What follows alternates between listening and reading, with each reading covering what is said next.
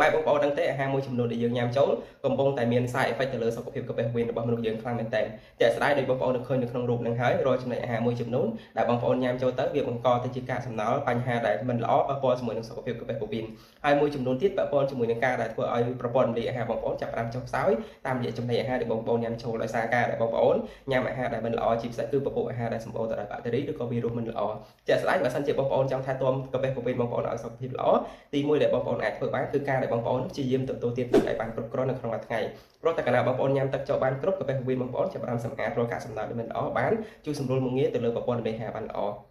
ទី2គឺការដែលបងប្អូនបន្ថែមជាមួយនឹងអាហារកាកសរសៃ fiber ដែលមានពពុះបន្លែបៃតងឬក៏ពពុះអាហារដែលមានជាតិកាកសរសៃខ្ពស់វាជួយសម្រួលមុខងារជំរុញនៅក្នុងការប្រព័ន្ធរំលាយអាហារបងប្អូនធ្វើការបានល្អហើយទី3គឺការដែលបងប្អូនឧស្សាហ៍ធ្វើចលនារាងកាយបានន័យថាឧស្សាហ៍ធ្វើឲ្យរាងកាយបងប្អូនសកម្មកុំនៅអង្គុយឬក៏នៅមួយកន្លែងជាពិសេសគឺការដែលបងប្អូនក្រោយទទួលទានអាហាររួចហើយចុងក្រោយមានជាមួយនឹងជំនួយការពិសេសគេហៅថា